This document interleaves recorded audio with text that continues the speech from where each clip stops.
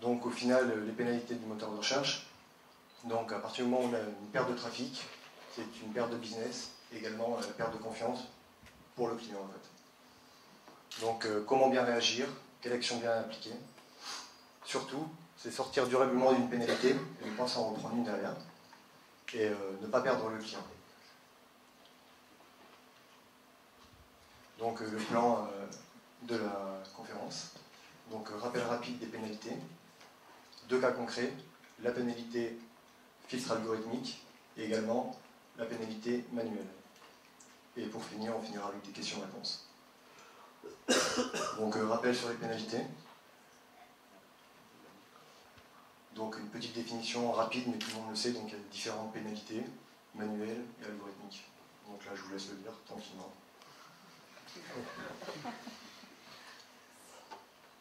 Donc les sanctions manuelles, c'est souvent, enfin c'est toujours un qualificateur qui passe sur votre site internet. Et ensuite les sanctions algorithmiques, déclenchées automatiquement par les filtres Google Penguin, ou autre. Donc les différentes actions manuelles, ça peut être des liens sortants, comme sur des blogs, des choses comme ça, les liens entrants, le spam, le cloaking, du texte caché. Mais nous, on va surtout se concentrer sur les liens entrants, donc également les liens factices.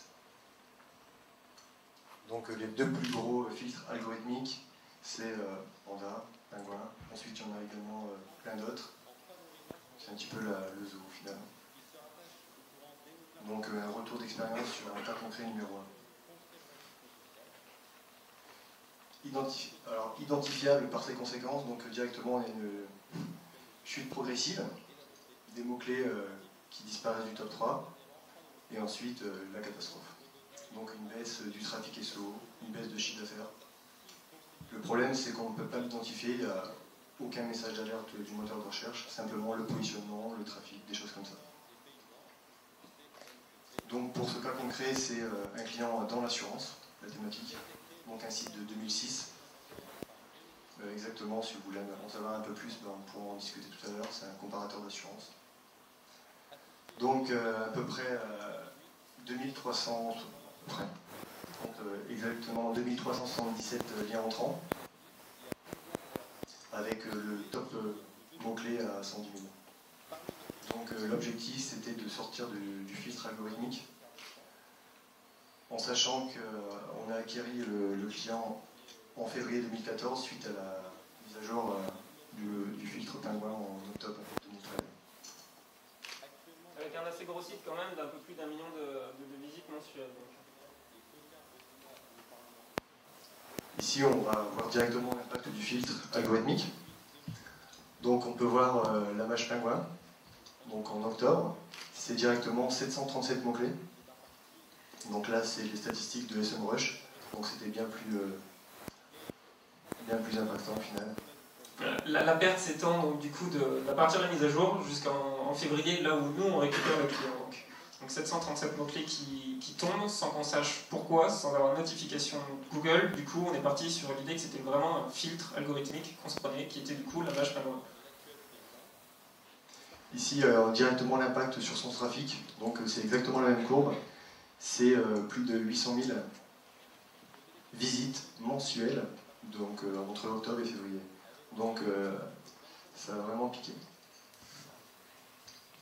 Impact sur le business, donc c'est moins 30% de chiffre d'affaires. Donc janvier, février. Et également donc moins 61% de perte de trafic par rapport à l'année d'avant. Donc on comprend là que le client n'est vraiment pas content de la mise à jour. Il veut vraiment qu'il se passe quelque chose pour son SEO pour récupérer tout ça.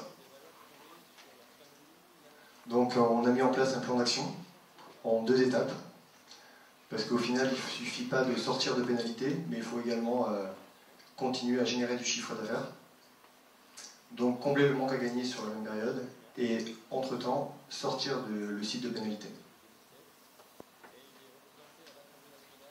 Pour combler le manque à gagner, du coup, on a mis en place directement une stratégie parallèle. Le but, c'était d'aller très vite et donc de limiter la casse pour que le client soit au plus près des objectifs qu'il nous avait définis avant la réception de la pénalité. Du coup, bien qu'on soit des SEO, on vous conseillerait, et nous c'est ce qu'on a fait, c'était d'intensifier les autres leviers d'acquisition de trafic. Pas penser que SEO, tout le temps SEO, et se dire qu'il y avait d'autres moyens d'acquérir du trafic quand le SEO était un peu en berne. Et en ce qui concerne le SEO, du coup, on avait décidé de faire une refonte. C'était un peu dans les cartons du client, et donc du coup, on s'est dit, on va accélérer cette refonte, et on va en profiter pour donc la mettre en place pour plusieurs objectifs. Voilà, il faut savoir qu'on a récupéré le client sur son SEO, mais également sur l'ensemble de ses leviers, en fait. Donc on a pu mettre en place d'autres leviers. Donc la refonte du site, c'est plusieurs objectifs. Dans un premier temps, c'est avoir le site techniquement potable, on va dire, pour le SEO, se positionner sur la longue traîne, donc création de nouvelles pages avec de nouveaux contenus, optimiser la stratégie de marketing, donc il y a eu pas mal d'opérations marketing qui ont été faites à côté, par rapport à une nouvelle charte graphique, par rapport également à des contrats avec des stars de l'automobile, on va dire. Ensuite, c'était également pour optimiser la conversion, parce qu'avec un trafic plus faible, on peut très bien convertir. Et également pour permettre le développement du link baiting grâce à la refonte au final. Parce que nouvelle maquette. Donc parce qu'on a perdu en fait des top mots-clés, top positions, on a décidé d'axer aussi le contenu sur la long train pour essayer de stopper la chute avec la long train. Et donc du coup après, avec moins de trafic, convertir beaucoup plus pour la conversion. Donc ici on a fait une demande de suppression. Donc il faut d'abord identifier les responsables. Donc c'est une partie assez compliquée, on va revenir directement dans le cas numéro 2. Ensuite, on leur a demandé de retirer des liens. Donc pour ce faire, il faut une méthodologie simple et efficace. Et à partir du moment où on a la liste, en quelques heures, on peut très bien contacter plusieurs dizaines de webmasters. Ensuite, il suffit simplement d'être poli, direct, clair, et surtout ne jamais oublier de les remercier. C'est très important en fait la politesse, parce qu'il n'y a aucun fondement juridique pour pouvoir faire retirer un lien. Donc il n'y a vraiment que ça. Il n'y a que notre politesse, notre gentillesse et notre demande sans agression qui fait que la personne pourra, si elle le souhaite, encore là on est vraiment dépendant de sa volonté, retirer le lien. Donc il faut aussi ne pas oublier d'avoir sur soi ces pièces, ces pièces justificatives pour pouvoir justifier de qui on est ou de pour qui on travaille et pour qui on en demande. Et là aussi, c'est un petit point un peu touchy, parce qu'il y a des risques de fraude. Exactement, en fait, on peut très bien faire du négatif SEO sur ses concurrents. Bon, je ne le recommande pas forcément, mais sachez qu'on peut le faire. Donc là, par exemple, sur les 238 webmasters contactés, il y a eu simplement 2 demandes de gens qui nous ont demandé de dire qu'on s'occupait du site, que c'était nous les responsables, que nous étions propriétaires du site. Donc au final, le reste du temps, ça a été retiré sans grand-chose au final. Bien entendu, si pour les intéressés pour le négatif SEO, je ne le conseille pas. En tout cas, c'est passible de poursuites juridiques.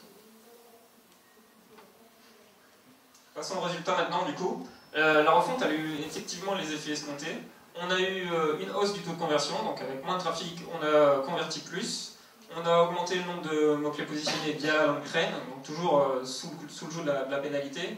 Et notre opération, notre stratégie marketing a bien marché. On a chopé du backlinks sur les sites là, qui sont derrière moi, vous devez connaître. Donc pas forcément aussi que du lien, mais également de l'information. Donc on parle de nous. À partir du moment où on parle de nous, on est un peu le référent sur le moteur de recherche, puisqu'au final les gens nous copient. Donc, et nous on a déjà contenu sur le site.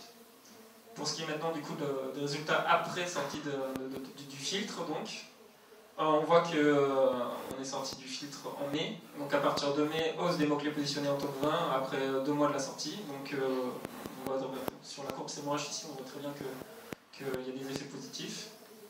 Et ça suit aussi au niveau du trafic, avec la sortie de filtre donc du coup en mai. On voit qu'en bleu, donc, vous avez le trafic 2014, en rouge vous avez le trafic 2013. Donc, on voit que ce n'était pas du tout lié à la saisonnalité, c'était vraiment une pénalité. Et donc du coup en juin on rattrape presque le trafic en 2014 de celui de 2013. Donc 92% de trafic en juin par rapport au mois d'avril en plus donc. Pour ensuite avec toute la stratégie qu'on a mis en place de refonte, dépasser ce trafic de 2013, c'était le but aussi, donc gagner du temps. Donc cas numéro 2, donc là c'est une sortie de pénalité manuelle. Donc vous a fait la pénalité filtre algorithmique. Maintenant, on en vient à la pénalité manuelle. Donc comment est-ce qu'on identifie celle-là? C'est beaucoup plus facile que l'algorithmique. Parce que là, ce coup-ci, on reçoit une notification Webmaster Tools. Sauf si on n'est pas inscrit dans Webmaster Tools. Mais à partir du moment où on descend, on se pose toujours la question, est-ce qu'on est pénalisé algorithmique? Est-ce qu'on a une pénalité manuelle? Donc n'hésitez pas à vous inscrire sur Webmaster Tools. Et de toute manière, juste derrière. Ouais, de toute façon, Webmaster Tools en plus garde l'historique. Donc vous aurez quand même, si vous inscrivez, vous n'avez peut-être pas le message, mais vous avez au moins ici dans Action manuelle, vous êtes notifié si c'est une action manuelle sur l'ensemble du site ou partielle sur quelques pages. Et aussi vous donne des exemples de liens, ou pas, mais si vous avez la chance, il vous en donne quelques-uns, vous en donne 3, pour vous indiquer quels sont les mauvais liens, les liens factices, comme il le dit. En ce qui concerne le client, du coup, c'est un client nom de domaine 2007, donc une bonne antériorité là aussi. Un peu moins puissant que l'autre site que Julien vous a présenté tout à l'heure. C'est plus une niche en fait. Ouais.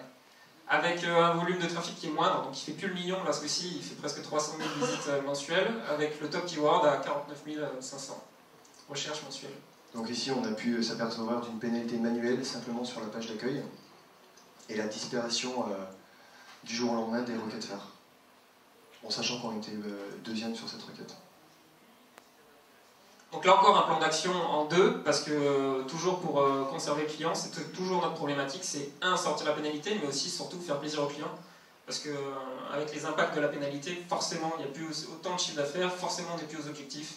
Le but quand on est en agence, en fait, c'est vraiment d'essayer de garder le plus possible le client, enfin, le conserver et lui faire plaisir. Pour ça, on a des objectifs et il faut les coller.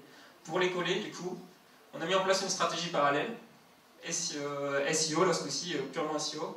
Bon, on s'est dit on allait tout miser sur Bing, mais après on s'est dit que c'était peut-être pas forcément la bonne idée. Quoique au final, aux US, c'est pas trop mal. Hein. Là c'était FR. Et du coup, après on s'est dit, bon, bah, tant pis, on a vraiment des requêtes phares pour ce site-là, c'était vraiment celle-là, notre cœur de business, et donc on s'est dit qu'on allait faire appel à des spécialistes. Donc nous on a créé des mini-sites, brandés notre site mère, et sur ce site-là, on a fait appel à des spécialistes BH pour les faire monter rapidement sur les top requêtes et pour prendre le trafic et prendre la conversion en lieu et place du coup du site mère. En attendant, on continue à travailler sur la sortie de pénalité et également sur tous les autres leviers d'acquisition parce que également nous avons le client sur l'AdWords, l'acquisition et ainsi de suite. Donc pour sortir de la pénalité, différentes étapes. Donc Julien tout à l'heure vous a parlé de la demande de suppression, mais avant la demande de suppression, il faut bien sûr collecter les liens. Pour ça, alors on les collecte avec différents outils.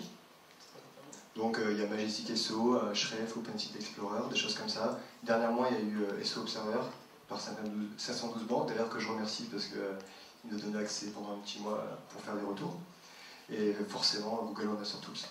Donc là, est-ce qu'on prend tous les liens de toutes ces plateformes ou est-ce qu'on ne prend que Webmaster Tools? Nous, ce qu'on fait en fait, c'est qu'on prend tout et on pondère à la hausse ceux qui proviennent de Webmaster Tools. Et tout ça, on le fait dans un tableau. Le tableau, je vous ai mis les en-têtes, la colonne d'en-tête, la ligne d'en-tête ici. Pourquoi est-ce qu'on fait ce tableau? En fait, c'est simple. On part du principe qu'on va se manger, on va se rater en fait. Que notre première demande de réexamen, elle ne va pas fonctionner, ce qui est le cas dans 80% des cas. On se dit que forcément, on n'aura peut-être pas voulu couper à la hache et qu'on va sortir d'abord les petits ciseaux, et en fait, ça ne va pas fonctionner. Donc on se dit, on veut vérifier un lien une seule fois pour gagner du temps. Donc on met en place ce tableau-là et on note tout. On vérifie chaque lien, on n'en saute pas un seul, on les vérifie tous un à un, et on note tout ce qu'on a sur le lien, histoire de ne pas le vérifier une deuxième fois. Ensuite, pour ceux qui sont à supprimer, pas à supprimer, donc Google estime qu'il faudrait supprimer ceux qui n'ont pas de valeur ajoutée. Là encore, c'est... C'est un grand mot, après on peut très bien, enfin, dans un premier temps on va retirer tous les encres optimisés, puisque là c'était un filtre pingouin, c'était une pénalité manuelle suite à une suroptimisation de mots-clés. Pingouin c'était tout à l'heure. Et donc à partir de là on peut aussi tailler sur les communiqués de presse, sur les annuaires de mauvaise qualité, ou sur le négatif SEO, parce qu'on s'était pris un petit peu de négatif SEO également. On payait le mauvais travail de la belle époque 2012 où les liens un peu crado fonctionnaient très bien. Sachant que c'était fait avec... bon, c'était rapide et une centaine d'annuaires par mois, c'était n'importe quoi. Mais ça fonctionnait. Pour la demande de pénalité, nous ce qu'on vous conseille encore, c'est de donner le plus de détails possible. On vous a mis ici derrière l'exemple de message que nous on envoie, on donne le plus de détails. On dit quand est-ce qu'on a reçu le message, on dit combien de liens on a analysés, on leur dit tous ceux qu'on a supprimés, on leur donne même les listes dans Google Docs. Donc dans notre message on met des extraits et ensuite on leur donne des liens Google Docs qu'on leur partage et on leur met vraiment tous ceux qu'on a analysés, donc le tableau d'en-tête tout à l'heure, ils vont le retrouver, les quality writers, s'ils ont envie d'y aller. On n'a jamais vu pour l'instant de trafic, parce qu'on peut voir qui a visité notre Google Docs, mais on n'a jamais vu de trafic de quality writers. Mais en tout cas, on le met, on leur montre qu'on est de bonne foi, on leur donne tout ce qu'on a, et on leur dit à la fin qu'on estime être le plus clean possible. Bon, une fois sorti de pénalité manuelle, on retire tout ça, bien sûr. Du coup, soit on a une réponse négative, si c'est négatif, on en remet une couche, on se dit qu'on n'a pas été assez virulent dans la suppression des liens, qu'on a voulu en garder un peu trop, c'est toujours de la peine de supprimer des liens. Donc on se dit, bon, bah, là, ce coup-ci, il faut en remettre une couche et c'est reparti pour un tour. Ou alors on a une réponse positive, là c'est gagné. Du coup, on analyse les résultats. La stratégie mini-site BH, elle a bien fonctionné. Au bout de 4 mois, on était positionné, de la création du coup au positionnement des sites. En 4 mois, on était positionné sur premier donc, et deuxième sur la top requête à 49 500 recherches mensuelles. Qui génère énormément de chiffre d'affaires. Donc le client était content. Et ça nous a permis de bosser sereinement sur le site pour la sortie manuelle. De ce fait-là, pas faire un reset complet des liens entrants, ce qui est dommage de tout perdre quand même. C'est pour ça qu'on essaye de le faire dans un premier temps délicatement.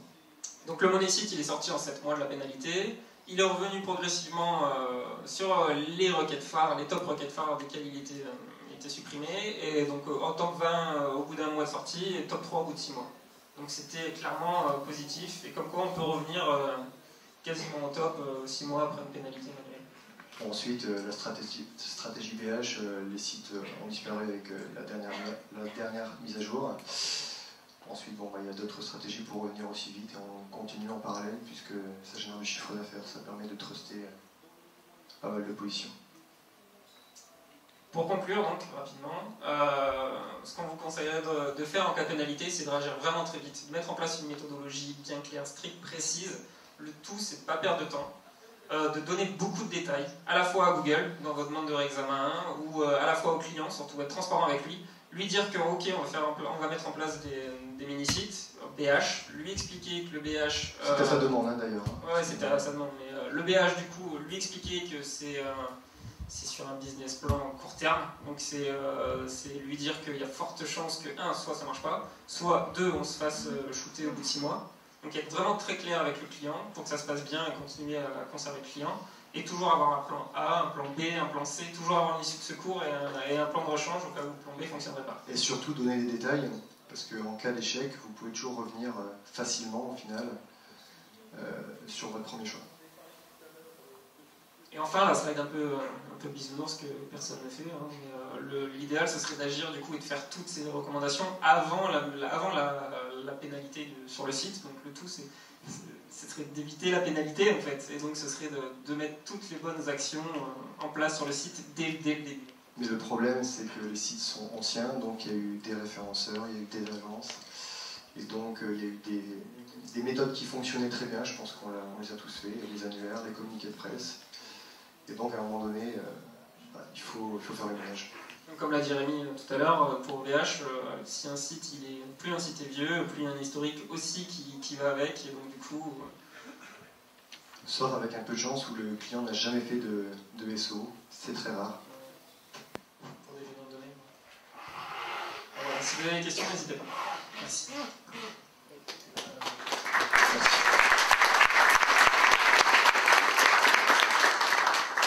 Ça tombe bien que ce soit la fin, parce que c'est une question qui concerne directement cette action, l'action manuelle. 7 mois pour la sortie et combien de temps de travail pour la sortir pour l'agence, ouais. Nous, c'était pendant ces 7 mois, mais non-stop. Ouais, mais au taux horaire, ouais, c'est 7 mois non-stop. En fait, tout dépend du nombre de liens. Là, c'était quand même 2 semaines de travail sur les 7 mois, en fait, avec 2 refus dans un premier temps. Okay. Donc on y allait vraiment tout doucement, parce qu'il y avait beaucoup de liens, on ne voulait pas repartir de zéro. On a déjà vu des sites repartir de zéro ou complètement faire une redirection de 301. Mais après, c'est pas l'objectif du client à ce moment-là. Les 7 mois, les 2 semaines, on parle de l'analyse sur le money site, en fait. Voilà. Et ensuite, il y a tout le temps en fait, de création de mini-sites, etc. Et tout ça, on a voulu déléguer, hormis la création, on voulait être au clair avec nos clients. Exactement. Mais tout le reste après StratBH, l'intérêt c'était d'externaliser pour nous se concentrer vraiment, et ne pas perdre de temps, donc se concentrer vraiment en tant qu'agence sur la sortie de pénalité. Plus les autres leviers en fait. D'autres questions ? Bonjour. Sur le premier cas, automatique, est-ce que vous avez finalement distingué quelles étaient les raisons de la pénalité, ou alors est-ce que vous avez fait sans, vous avez juste appliqué votre stratégie et... En fait, c'était de la suroptimisation sur l'encre assurance, tout simplement.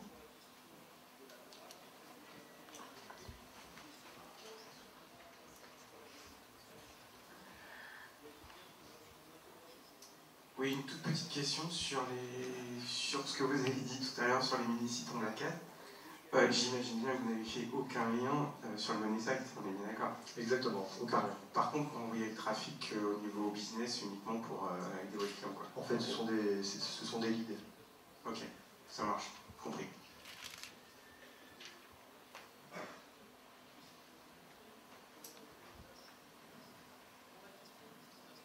Bonjour, je voulais savoir si avec toutes vos actions, le client a récupéré ses 30% de chiffre d'affaires perdu, voire plus. Oui, il a récupéré son chiffre d'affaires et on l'a même dépassé actuellement. Donc là, d'ailleurs même aujourd'hui, il y a des investisseurs parce qu'en fait c'était un site racheté. C'est pour ça qu'on s'est permis aussi de faire la refonte. Il y avait du budget supplémentaire. Ok, merci. D'autres questions? Moi, j'aimerais savoir, par exemple, sur l'ancien site, où par exemple on utilisait à l'époque les spams dans les annuaires, les multiples, il n'y a pas de SEO, je dirais, négatif en fonction, je dirais, de l'ancienneté, de quand ça a été fait. Vous voyez ce que je veux dire? Est-ce qu'il y a lieu de faire du nettoyage sur des techniques qui étaient acceptées il y a 5 ans ou 8 ans? Si je comprends bien, c'est faire du nettoyage avant d'être pénalisé? Oui, c'est ça. En fait, à partir du moment où on récupère un client, nous on regarde toujours les liens entrants, on regarde les encres, et on fait un premier nettoyage pour éviter justement que le client nous accuse au final d'être pénalisé 3 mois plus tard. Ou alors à l'inverse, si on se dit on n'a vraiment pas envie de faire supprimer un lien sur un annuaire, on se dit on a vu que les curseurs sur tel mot, telle encre étaient vraiment trop hauts, on va essayer de rééquilibrer en faisant plus de liens, plus de bons liens en fait. Donc on se dit on va peut-être pas supprimer les liens parce qu'on n'est pas pénalisé pour l'instant, on a échappé à plusieurs mises à jour d'algorithmes, et donc du coup on se dit on va essayer de bouger les curseurs et de mettre des bons liens et des liens avec des encres non optimisées devant l'encre suroptimisée. Voilà. Juste une chose, je m'excuse, mais je voulais dire, quand les liens sont anciens, ils ont été acceptés, on a changé la technique d'optimisation. Est-ce qu'il y a une pénalisation a posteriori pour des liens qui existent déjà depuis longtemps? Si le lien est toujours valide, vous pouvez vous faire pénaliser si la plateforme est considérée par Google comme pourri en fait. Donc que le lien soit vieux ou pas, pour le coup ça change pas grand chose si la plateforme est pourrie. D'autres questions? Dans le premier cas, on parle de Google Penguin, donc un filtre. Pourquoi est-ce que Google a annoncé qu'on pouvait désavouer les liens et que ça fonctionnait pour lever un filtre? Pourquoi s'amuser à contacter les webmasters et prendre du temps pour ça plutôt que de désavouer? Pour avoir un profil plus propre, tout simplement. Mais s'ils sont désavoués, le profil il est propre quand même. Et aussi surtout pour montrer notre bonne foi en fait. Google le dit lui-même en fait que désavouer c'est bien, on envoie un fichier, à tout moment on peut le supprimer, donc vaut mieux lui montrer qu'on a vraiment fait plus le taf. Au début c'est ce qu'on s'était dit, on a dit on va juste désavouer, et en fait on s'est pris une tôle, on s'est fait recaler, et on s'est dit bon ok, il va falloir y aller plus fort, il va falloir faire appel, nous on a un juriste en agence donc c'est plus simple, mais il va falloir faire appel à quelqu'un de spécialisé, ou alors nous-mêmes mettre les mains dans le cambouis et faire des demandes de suppression nous-mêmes, pour montrer que 1 on a fait des demandes de suppression, 2 on a fait tout ce qu'on n'a pas réussi à faire, on le désavoue, mais le désaveu ça doit être en deuxième point. Après, c'est dommage de désavouer sans rien faire au final, parce qu'au final ça nous prendrait 5 minutes. Donc le moteur de recherche, souvent, c'est un refus. Un petit complément juste avant. Il y a quelqu'un qui a posé exactement la même question à un représentant de Google, donc de désavouer tous les liens. Et la réponse était « on n'aime pas qu'on se fiche de nous ». Donc ils aiment bien voir qu'on a travaillé, qu'on a souffert avant de nous dépénaliser.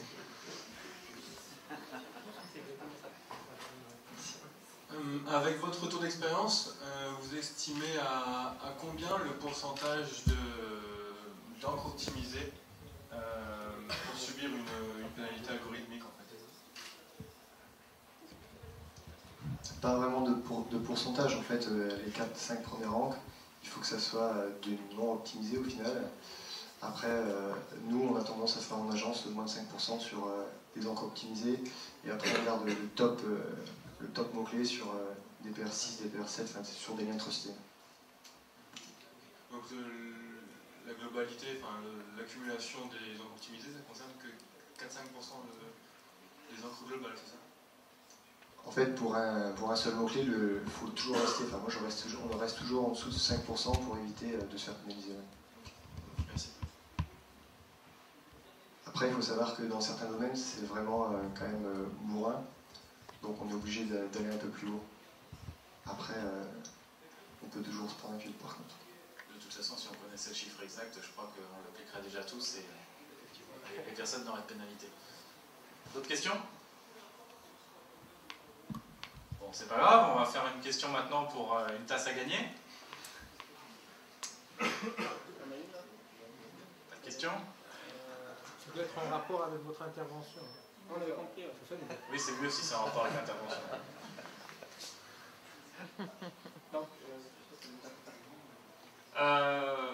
Julien vous a très rapidement présenté qui il était tout à l'heure. Dans quelle entreprise lilloise a-t-il fait ses débuts en SEO? Voilà, il y a tout le monde là. Monsieur? Exact.